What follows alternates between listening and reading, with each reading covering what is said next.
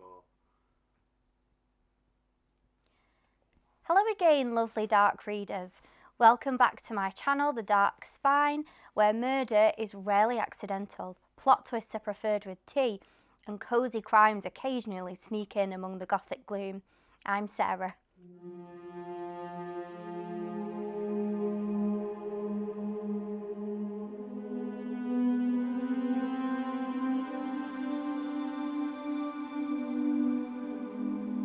Today, we're stepping slightly outside our usual shadows and into the deceptively calm world of The Man Who Died Twice by Richard Osman, the second instalment in the Thursday Murder Club series. And look, I'll be honest with you, this isn't a book I'd normally reach for, but it was a Christmas gift from my husband, who knows I like a body or two in my fiction, even if they're found over biscuits. So, here we are. Now, let's talk tone. This is not a thriller. It's not particularly dark. It's more Midsomer Murders meets Marks and Spencer Shortbread. And that's not a criticism. If you're looking for something gentle, funny, and a little absurd with murder at the centre, but not necessarily at the heart, this book absolutely delivers. The plot, as with the first book, revolves around a group of pensioners living in a retirement village who moonlight as amateur sleuths. Our lead quartet is back: Elizabeth, the former spy who's always 5 steps ahead of everyone else; Joyce, our queen of dry humour and diary entries; Ibrahim, the calm and intellectual type; and Ron, who's still Ron, gruff, loyal, and always slightly exasperated. Now, I haven't actually read the first book. This is my first dive into the Thursday Murder Book Club, but I didn't feel like I lost anything. The only thing I would say, the very first page starts with the following Thursday. So I imagine it set the week after the end of the first book, but I didn't really miss anything from the first book. You can read it as a standalone, that's absolutely fine. But in this instalment, we get a deeper dive into Elizabeth's past, when a ghost from her MI5 days reappears, her ex-husband no less, and drags her into a mess involving stolen diamonds, mobsters, and a very inconvenient murder. It's a bit of a farce in the best British sense.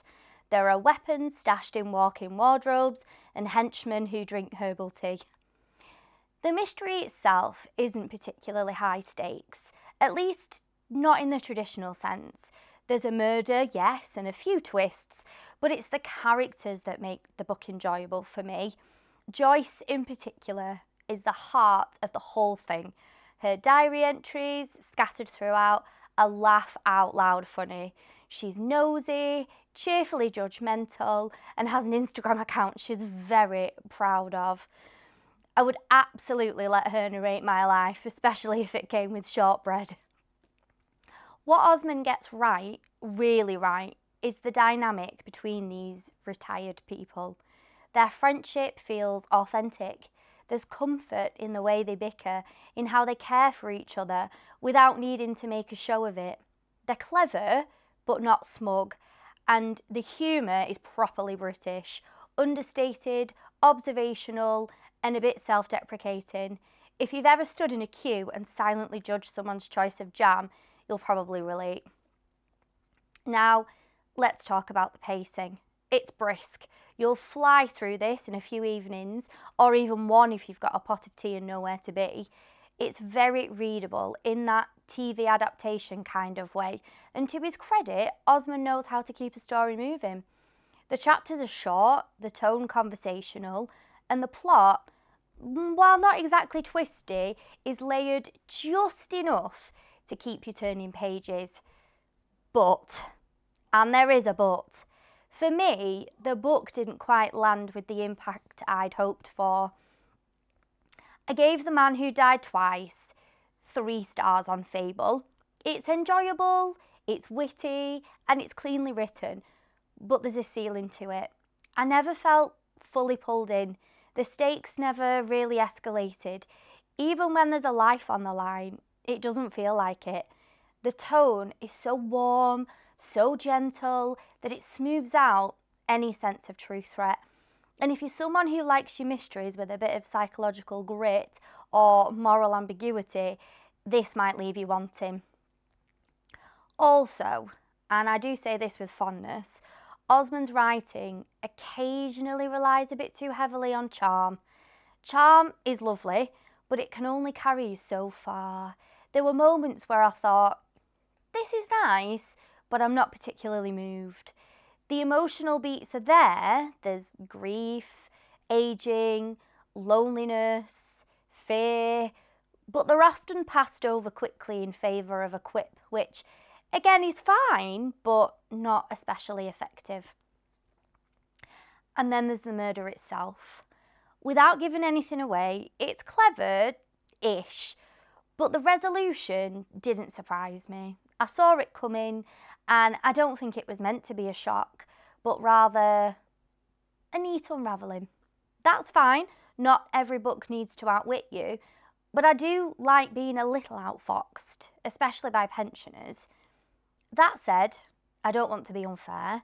This book does exactly what it sets out to do, and does it with polish.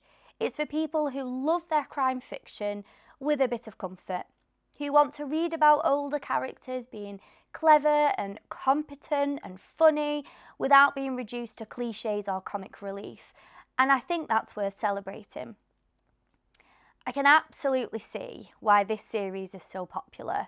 It's a literary duvet day. If you like your murder soft around the edges, this is a safe bet. And I will say, I'm not ruling out reading the next one. Sometimes, between heavy Gothic doorstoppers and emotionally harrowing fantasy, you just need something that doesn't try to devastate you. So, would I recommend The Man Who Died Twice? Yeah, but with caveats.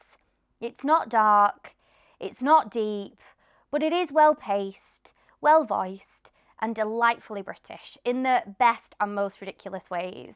If that sounds like your thing, then pour yourself a cup of Earl Grey and settle in with some shortbread biscuits. Let me know in the comments. Have you read this one? Are you a fan of the Thursday Murder Club?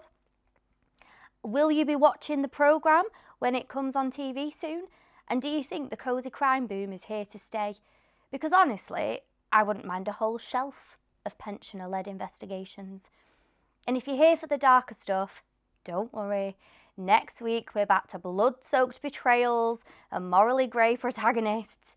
But every now and then it's nice to let murder come with a side of tea and a slice of Battenberg. Thanks so much for watching.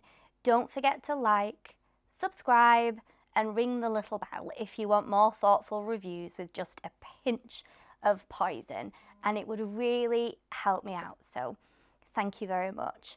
Until next time, stay curious, stay haunted, and keep reading in the shadows.